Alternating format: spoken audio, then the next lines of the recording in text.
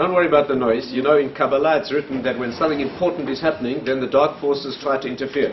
Right? So we'll just ignore it. Do you know what the Mazal of this month? You know, every month has a Mazal, right? You familiar with that? Every month has a different spiritual energy, a zodiac or a Mazal. Mazal means a flow of Shefa, energy coming into the world. And every month of the 12 months has a different one. And every one of those Mazalot is corresponding to a different part of the body and a different part of the world and a different ability of the body. Many, many 12s in Torah. The faculty of the body that is represented in Adar is laughter. Laughter? Laughter? Right? That is what it is. And that needs study. Why do we laugh? What is important about laughing? And why is it the Mazal of Adar, which was a month of tragedy, which turned to redemption? What is the laughter in that? The Jewish people were designated for destruction, all of them on one day. There never has been a bigger threat than that. And that paradoxically turned into a redemption. Why is that something that should occasion laughter? What is the meaning of human laughter? Why is it especially relevant to women? Let's see if we can try to understand that. By the way, how do we know that laughter is a woman's faculty? How do we know that? Who? Oh, that's good. That's good. Give me another proof. I see we have black belts here. How do we know that a woman of spiritual greatness knows how to laugh? But tischak leyom acharon, right? A woman of spiritual greatness, as we sing in praise of our wives on Friday night. Do you do that as well? Yes. That's a universal custom, and we say she knows how to laugh at the day of death. But tischak leyom acharon, that's very, very strange. So let's see if we can plumb the depths of what it means to be a woman through the idea of laughter. How do we study a subject like this? So we know that everything in the material world is projected from the spiritual world. That's the deepest principle that we have. The world of spirit is expressed in the world of the material. The rule is that everything you will ever experience in this world comes from a higher source. And everything that Hashem has in His higher world, in His name, He projects into this world. There's a complete correspondence. He included nothing in His name that He does not want us to know here. And everything that He gives us to experience in this world, whatever it is, any experience, any object, any part of the body, any part of the world, is teaching you about a spiritually deeper world. And the reason we are here is to learn about that world. We're not here to engage the material world. Machines do that, animals do that. We're in the material world to use it in bodies that are material, to access something deeper. And there's always a one-to-one correspondence. The Ramchal calls it a koach nivdal. That means everything in the material has a koach nivdal, something that transcends it. The most obvious example is the body. You see the body is telling you about something deep. Through my body you access something that we call the neshama. You never see it. No matter how well you know someone, you live with someone for 50 years. You never see them, you only see the external of their body. But if you observe it carefully, it will take you into the depth. You watch every gesture, every nuance of expression, every word. That will take you into the depth. We know that women do that better than men. Women are more easily able to look at the external and see something inwardly. Men usually get stuck at a more superficial level. It's more difficult for them. That's why women are judges of character. They have an intuition about character. But that is the principle. You don't relate to somebody in order to know their body. That's a very vulgar level of relationship. You need the body, but the body is a vehicle that gets you to know the inner being. And therefore, the world is a correspondence. There's a spiritual source, and it's projected onto the screen. Your neshama is projected onto the screen of your face and your body. So when we want to understand something deep about the world, we want to know something that Hashem reveals to us, then we study that thing in the material world. And if you study it exactly and accurately and objectively, you'll know the spiritual source. If you want a very, very simple analogy, simple mashal. Do you ladies want to move forward another step so those people can fit in? Move 1 feet. Okay, let's try again.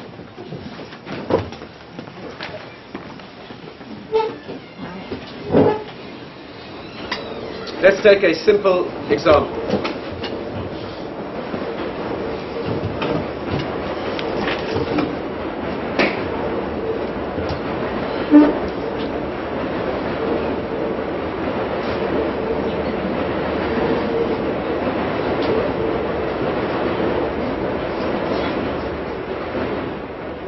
was a time when movies were projected, a film was moved in front of a light and projected on a screen, right? That's a movie. I'm sure you've never seen such a thing, but that's how it used to be done.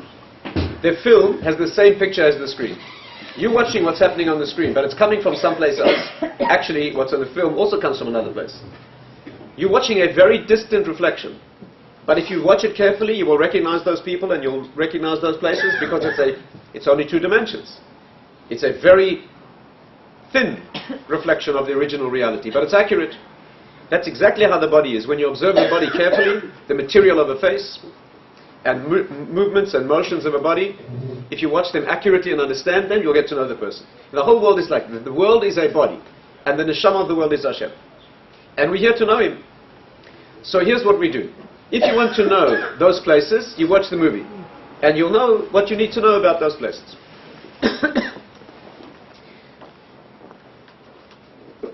The Torah, by the way, Torah is the film, and the world is the screen. That's why everything in the world is a word of Torah. And that's why in Hebrew, the word for a word is the same as the word for a thing. In Hebrew, davar is an object, and davar is a word. Why? Because every object in the world is a word of Torah that's projected into that thing. And that's why if you wish to understand anything deeply in the world, look at the word that Torah uses for that thing. Because that's the genetic material that projects itself into that thing. That's the correspondence. So far, so good? Mm-hmm.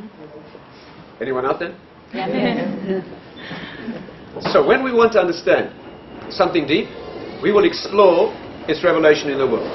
What is laughter? Stay carefully with me. What does laughter teach us about the deep world? What does laughing teach us about the spiritual world? What does Hashem want us to understand?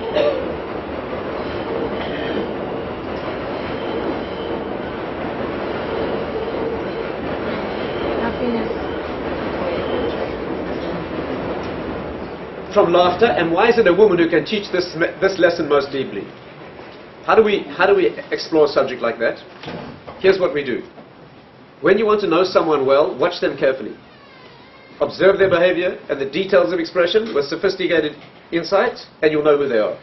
So what we do is we take the phenomenon in the world, we study it deeply, and if you understand it deeply with sophistication and intuition and wisdom, you will know what it's teaching about the spiritual world. So let's study laughter. That's what we'll do. Let's take a look at human laughter. If we understand it accurately, we will know something very deep about Hashem and about human history. Okay, is the agenda clear? So let's examine what makes people laugh, what is a sense of humor, and let's see how far that can take us. Human laughter is a very peculiar thing, very strange. First of all, it's uniquely human. Do you know that only humans can laugh? I'm talking about have a sense of humor. Only humans can. I'm talking about understanding something humorous that evokes laughter. First of all, it's uniquely human. Secondly, you can only laugh at something human. There's nothing a tree can do that can make you laugh, unless maybe it looks like a person. There's nothing an animal can do that can make you laugh, unless it looks like a human, or a human looks like an animal. Or a baby looks like an old person looks like some distortion of the human can make you laugh. Is this clear? Yes. It has to be human. There's no part of the natural world that can be funny. Amazingly, humor is something that only humans get, and you can only laugh at some peculiarity of the human condition. What makes us laugh? You know, there's a lot of research on this. If you read the literature on this subject, there are famous books on it. Freud wrote a book about laughter. Freud. It's called The Joke and its relation to the unconscious. It's a heavy book.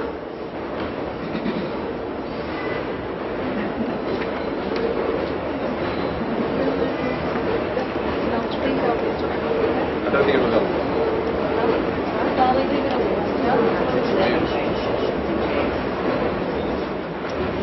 Freud tries very hard to explain what psychologically happens when we laugh. Many theories, very deep insights, fails to understand why we laugh. A famous French philosopher, Henri Bergson, a Jew actually, 50, 60, 70 years ago, wrote a famous treatise on laughter. Very insightful, amazing, fails to understand why it is that we laugh.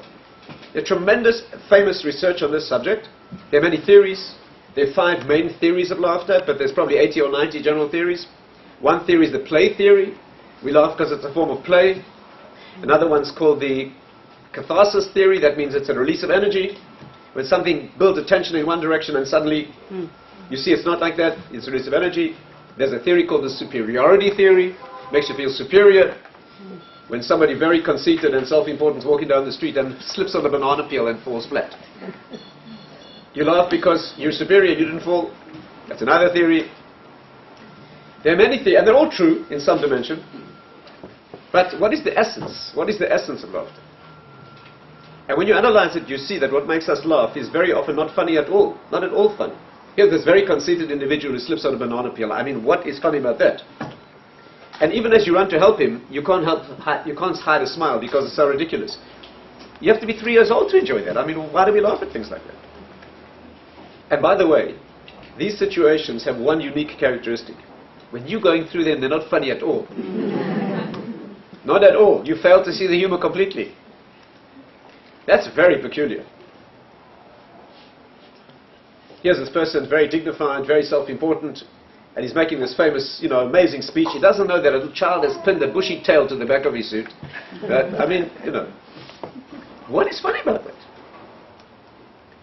And the answer is that all humor is always built on an unexpected paradox, an incongruous putting together of opposites. That's what makes us laugh. Right? When something happens that you think is going in one direction, and suddenly you realize it wasn't going that way at all. And the more sudden and the more extreme the change, the funny, professional comedians, they know how to do this. They take you in one direction, and when you're least expecting it, they will change it into the opposite. And that putting together of two opposites, unexpected, completely incongruent, makes us laugh.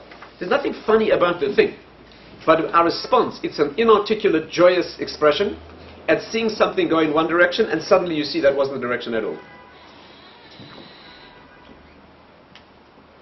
Cultures make a difference. You know the difference in American humor and British humor? American humor is when a man's walking down the street and there's a banana peel, he doesn't see it, he slips on the banana peel and he falls down. British humor is a man walking down the street, sees a banana peel, sees it, steps over it and falls into a manhole. Right.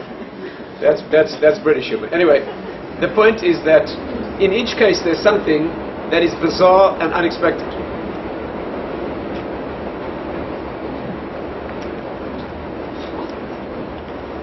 So mother calls her son, Oscar, are you driving on the highway? I say, yes, Mom. So Oscar, be really careful. The police say there's some crazy guy on the highway driving the wrong way against all the traffic. He says, Mom, there's hundreds of them.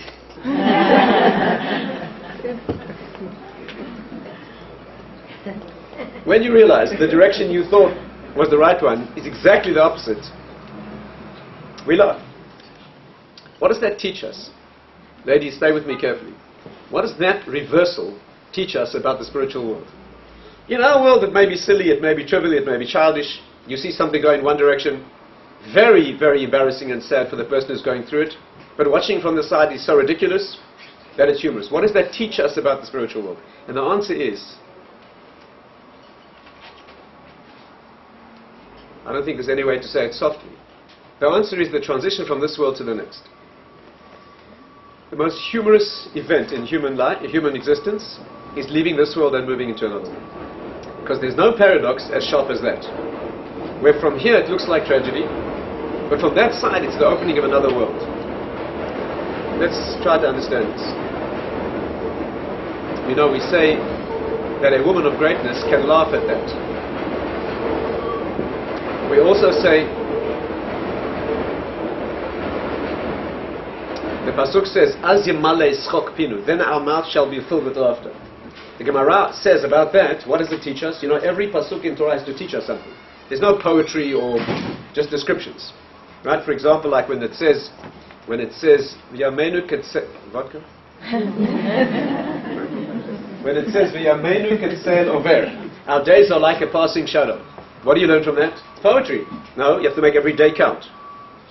Every verse, every pasuk is teaching you something practical. Az yemale, then our mouth shall be filled with laughter when the Mashiach comes, when history finally reveals its destination. Then the Gemara says, from that you learn that you should not have a mouth full of laughter in this world. It's inappropriate in a world of tragedy. You should laugh, you have to be happy. You have to be spiritually graded enough to always be happy. In Ara marbim b'simcha. In Av mamatim, we have less happiness. It doesn't say no happiness or increased sadness. Now we have more joy. In sad times you have the less joy. You always have to be in joy. But then, our mouths will be full of laughter. Now it's inappropriate to laugh completely and utterly, with no reserve at all. That's inappropriate. The world is full of tragedy. So there needs to be some reserve. But then, Amat. So the simple explanation is, this is a world of tragedy. In time of Mashiach, it will be joyful, and we'll be able to laugh. It's not what it means. It means when the tragedy turns to redemption, that will be funny. The transition, when a world that looks like a world of death turns out to be a world where the death forces and the tragedies of life turned out to be the reason that the redemption... You know, there's a famous work on death and dying. I mean, I don't mean this to be too heavy. I didn't come here to depress you. The subject is laughter, but I understand it. A woman should have the greatness to understand this.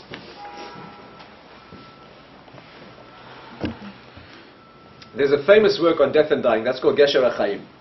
In the third part of that work, about the halachot of mourning and so forth, lo aleinu. In that book, in the third part, he talks about the Kabbalistic aspect of moving from this world to the next. And he talks about 2 babies in the womb. He's talking about the experience of having to bury somebody in your family. What he's talking about. With all the tragic torment of that moment. But deeply you should know that this person who's moving out of your sight is moving into a world that makes this one pale into insignificance. So he talks about 2 twins in the womb. And they have this incredible idyllic existence within their mother's body. Mi yitneini ki yarchei kerem. Who could give me like those months of Yor? Kim me'el akayish mareni, when Hashem surrounded me completely. That's how the baby feels in the womb. And suddenly, unexpectedly, these tremors begin, and the one twin is born into the world. The little twin who remains in the womb begins to mourn for the child who must have died. There's no way he could survive out there without his mother's support. Little does he know that out there is where life only begins. Now you don't see that from here. But emunah means knowing that what you can't see, let me put it to you like this. The Rambam, who was a doctor, like the best rabbis are, the Rambam puts it like this. He says when a woman's giving birth, she goes through an impossible transition. Completely and utterly life and death impossible transition. First of all, it looks like a woman's dying, let alone the baby. Looks like, I don't mean to put you off, ladies, I'm sure you'd enjoy it. It's a wonderful mitzvah, I'm sure it'll be a lot of fun. But the point is that it does not look like, I always tell the men, imagine you're a man, you've never seen a woman give birth. You have no idea what it means. You think it's got something to do with the stalk. And you're wandering the corridors of your local hospital looking for the accounts department when you accidentally step into a labor ward and watch a woman giving birth for the first time. Like up close. You'd probably call the police. I don't know what, and if you had to go through it, you'd need therapy for the rest of your life. I mean, you would never recover. You would never recover. But that's nothing compared to what the baby goes through. Do you know what happens to a baby in the womb when it's born? The child in the womb has conditions that keep it alive, each of which guarantees death when it's born. A child in the womb lives underwater with no air to breathe. He has holes in his heart, with blood goes in the wrong direction. He has major blood vessels coming out through his umbilicus. He's got the wrong sort of blood. He has no lungs. The baby in the womb has little closed up lungs. One of the biggest blood vessels in the body takes all the blood away from the lungs in the opposite direction. He's got exactly the reverse of what he needs to survive in the world. He has 20 conditions that keep him alive there that would kill him when he's born. And you in your body have 20 conditions that keep you alive, that if you gave any of them to the baby, you'd kill him. You're talking about coming from one opposite to the extreme opposite. There's no way that child could survive. No way. And I've delivered dozens of babies. And I can tell you, you deliver this little baby and you hold him in your hands. First he goes blue, then he goes purple, then he makes these terrible gasping movements. He can't breathe, his lungs never opened before. Right? He's bleeding furiously. A newborn baby has about this much blood, that's all. And he's bleeding furiously. There's nothing you can do. And as you stand there helplessly and you hold this little child, suddenly the cord clamps down like a cable of steel and stops the bleeding. At exactly the same moment, the holes in the heart close and the blood reverses direction. At exactly the same moment, the blood vessel going away from it closed down, the blood hits the lungs.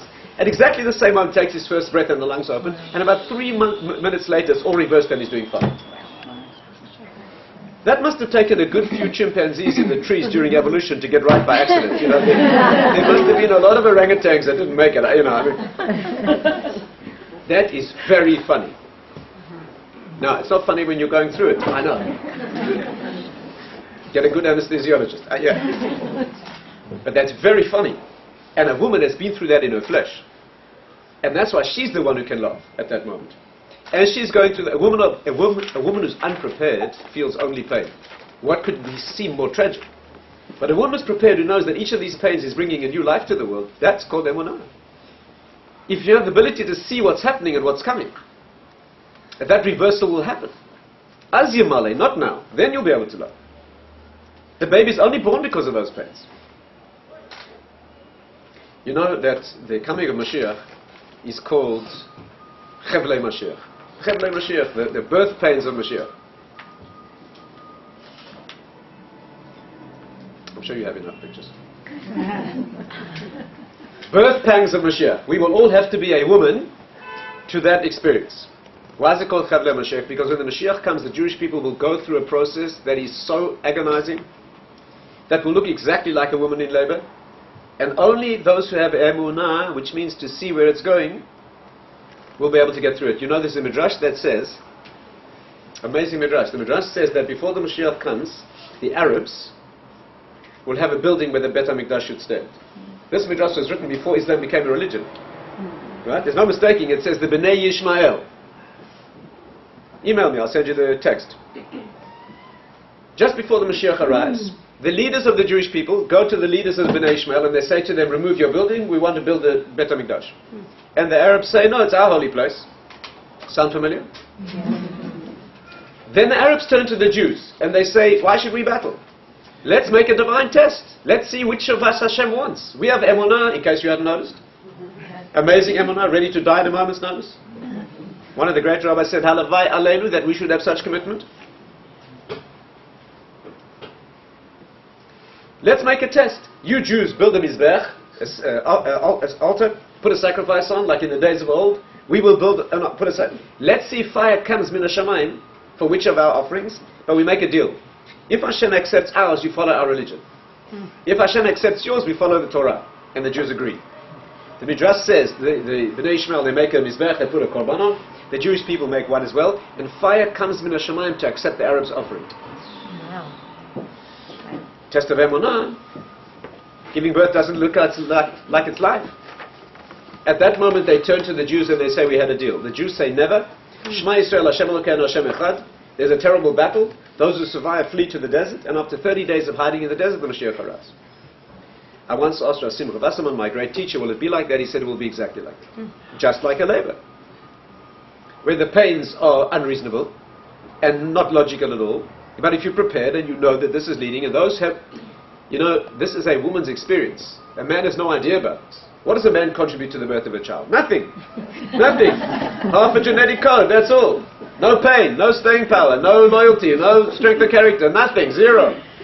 All the woman, day after day of pregnancy with a crisis of birth. Of course you need the inspiration at the beginning.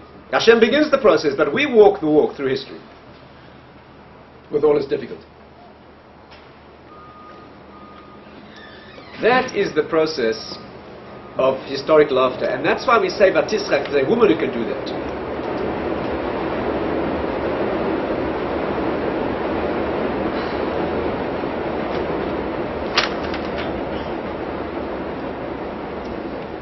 Why do we sing that on Friday nights? Because Shabbat is the time when the long walk of history becomes Mashiach.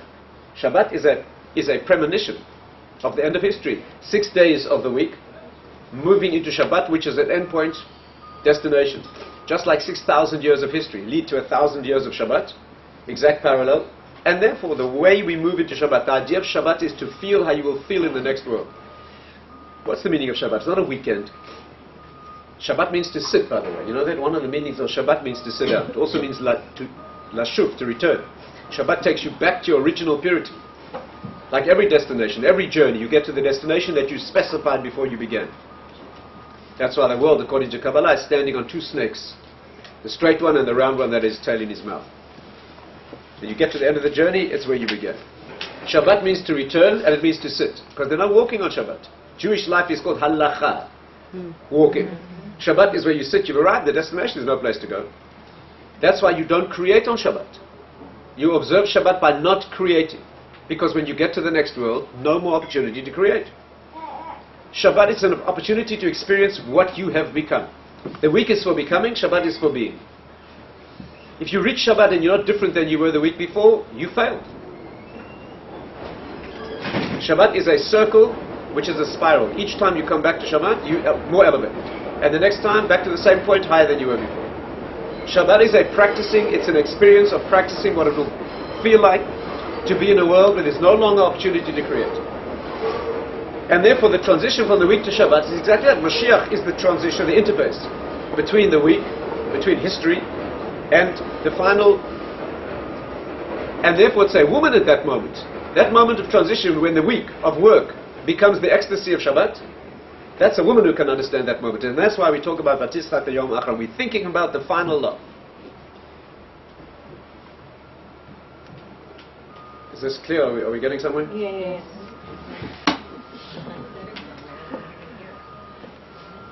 You know, the first Jewish child ever born was called laughter.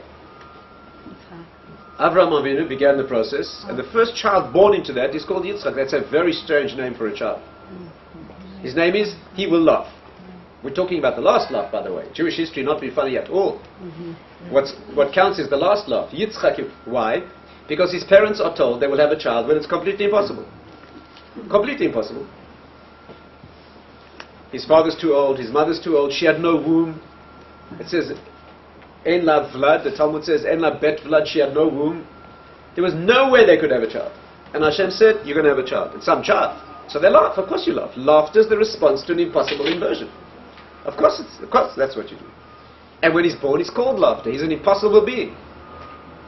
But the story gets funnier. When he's old enough to get married, Hashem says to his father, fine, now kill him. There's a real comedy, you understand, Torah. Yoshev Bashamayim Yitzchak, the one who sits in heaven is laughing. Hashem is watching history and he's laughing. He's sad too. So Abraham takes him, he puts Yitzchak on the Mizbeach, he takes his neck, he takes the knife, he's about to kill him, and he looks up and says, Hashem, this is impossible. Impossible not because I can't do it, because you could not want this. There's no way you could want this. You know, people, they teach the children that Abraham did this great act of sacrificing his child because it was very emotionally difficult. He loved him very much and he waited 100 years. And that's not correct. That is not correct. It was not emotionally difficult. It was not emotionally difficult. He was doing Hashem's will.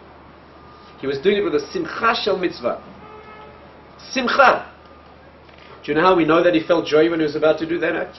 The Ralbag says that he must have been feeling joy. Because as he was about to kill him, he heard a malach call to him. That's a voice of Nevuah, prophecy, and you cannot receive prophecy if you're distressed. You have to be in joy. Isn't that amazing?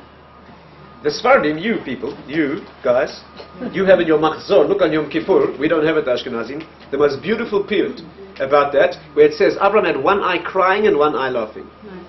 Tears from one eye for his son's death, and one eye laughing with the joy of fulfilling Hashem's mitzvah.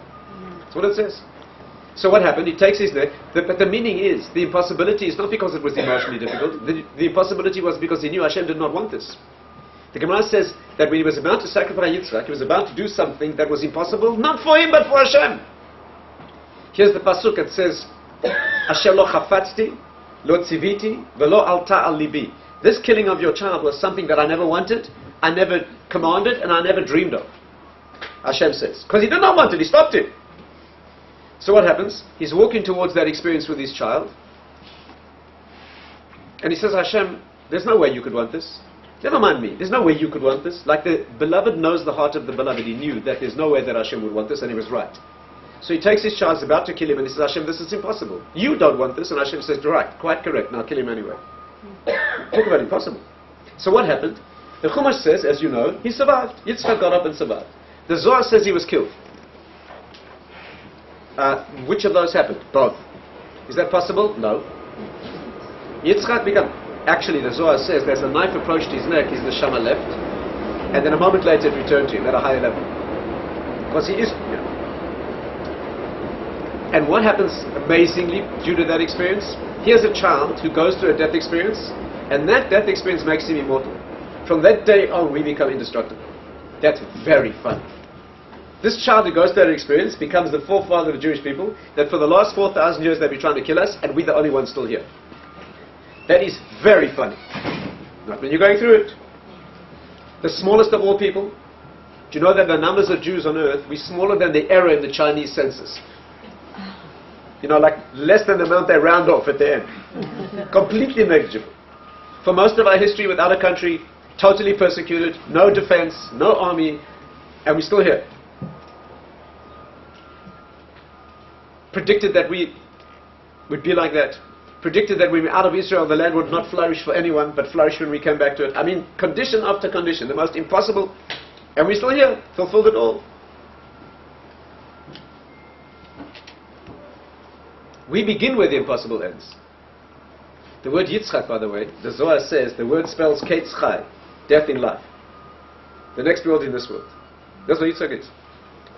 But all of Jewish history is like that. Haman makes a gallows to hang Mordechai. The Medrash says he climbed up and he put his head in the noose to make sure that it fitted.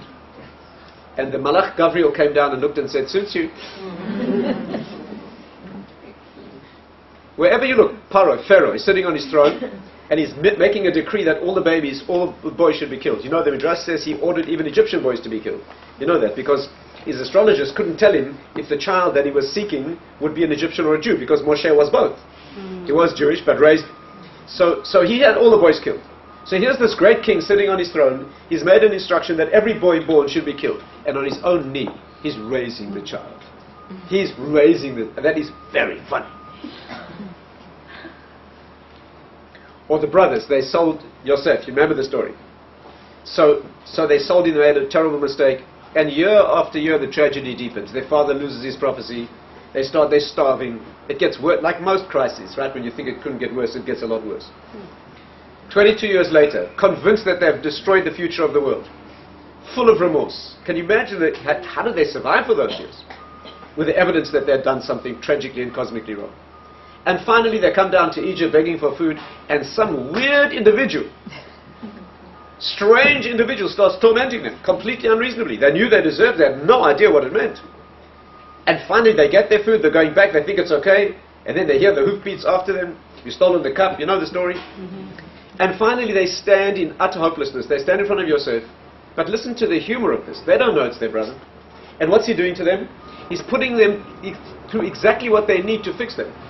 Every inexplicable tragedy, not just the torment, but not understanding a thing, is exactly what they need to fix them. What's he doing? He's trying to put them in a situation that they were in all those years before, when they dropped a brother and betrayed a brother. And he wants to put them exactly the same, not with Yosef, but this time with Binyamin, a child of the same mother, and this time have the courage and the corrected insight to this time stand by him with those completely logical. And they're big stakes. It's the future of the world at stake, the Jewish people and the future of the world. But they have no idea. Like we have no idea what's happening to us. And finally they stand in front of Yosef, and he says to them, okay, you can all go home, just leave Binyamin. And at that moment the world collapsed. The world collapsed. What were their options? Either leave Binyamin there and go home and kill their father. The Midrash says that he would have seen them in the distance and realized Binyamin was not among them. He would have died of grief on the spot. Yaakov would have died. Or they could have killed everybody. The Midrash says there was superhuman strength. Yehuda in fact called the brothers together and he said to them, you destroy one city each and I'll kill three. Talking about mass murderers. Those were the options, right? To destroy society or go home and kill their father. Complete, utter hopelessness. And in that moment, Yehuda steps forward and he says to Yosef, I have no idea what this means. This is utterly bizarre, but I know one thing. I promised my father that I'd bring him back. Take me. And that moment of complete annulment of ego, at that moment they hear the words, and Yosef. That is very funny. When do they hear the words? At the least possible moment. And where do the words come from? The source of the problem. Not the cavalry riding in, from left, The source of the problem becomes the pains of labor are what bring the child into the world. It's not funny when you're going through it. Those brothers were not laughing. The Midrash says they were paralyzed with shock. They couldn't move. You had to kiss them and hug them and speak to them in Hebrew. They couldn't move.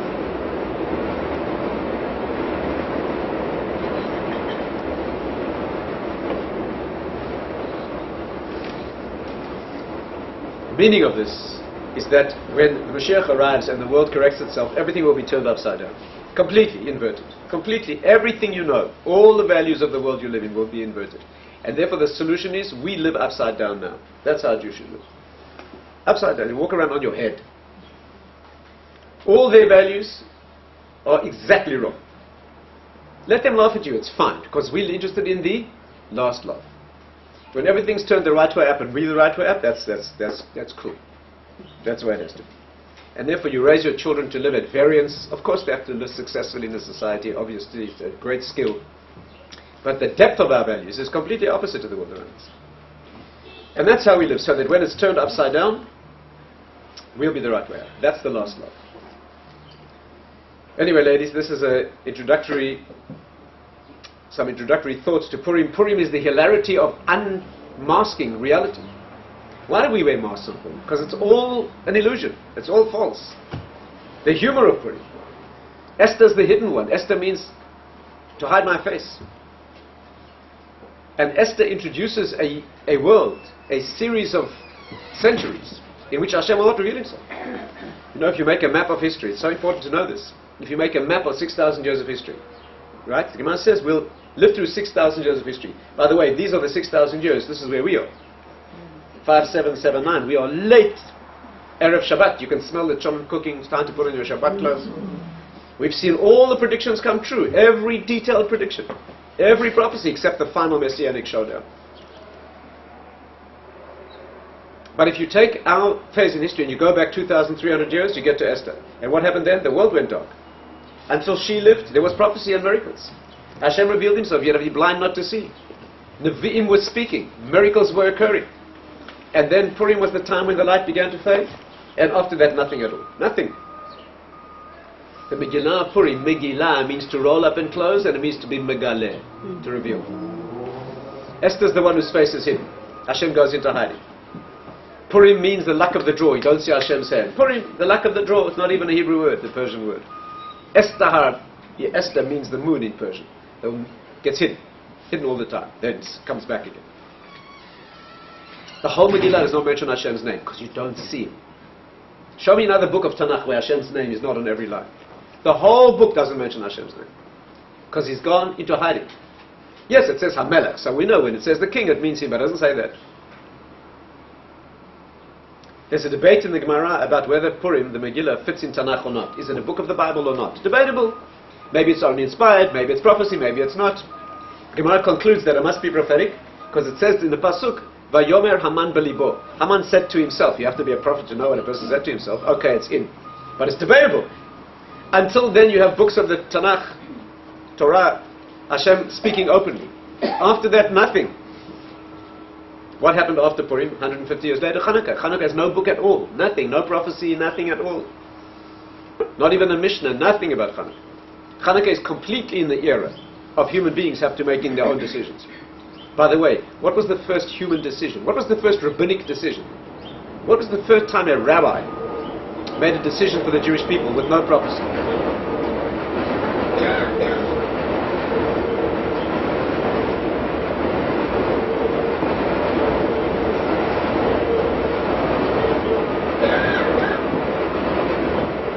At least in Mordechai's time, there were prophets still around. But later at the time of Hanukkah, there was Matityahu, who was in charge. So one day he got up and he said, gentlemen, I made a decision. Say, Rabbi, what's your decision? We declare war on the Greek Empire. Rabbi, you and whose army? Well, there's me and my sons, and a couple of friends. There's 13 of us. I think Rabbi, the Greek army, like 10,000. Yeah, I think we can do it. Rabbi, did you ask the prophets? No, none of them. Did you seek the guidance of the Urim V'Tumim? No, I haven't been around for a long time. Rabbi, what makes you think? My Torah tells me we should do this. And they won. We have moved deep into the era of no visible proof at all. Nothing. No miracles. We don't see any revealed miracles. Now we see amazing hidden miracles. We see amazing coincidences where Hashem reveals himself behind the scenes. But we see nothing open. No prophecy or no miracles. We are deep, thousands of years, into the long walk through history with nothing provable at all. It's very tough for the children, by the way. Very hard for the children. Where they live in a world where we have compelling evidence, but no proof. That's the womanly phase of history. Prophecy was the male phase of history, when Hashem did it all and just had to absorb it. Now we're walking through the long walk of a pregnancy towards a crisis of birth. And it's only emunah that will get us through. It's emunah based on something. The Rambam says that life is like standing on a dark plain on a stormy night. You stand there beaten by the rain and lashed by the wind and hopelessly lost. And at your moment of greatest despair, suddenly there's a flash of lightning, and at that moment you see the road clearer than by day. And as you see it, the light disappears. And the rest of the night you walk through the storm on memory alone of a flash of light that you once saw. That's our lives. We have moments of clarity. But the moments of clarity are very, very few. The conception of a child is just the giving of a genetic code, that's all.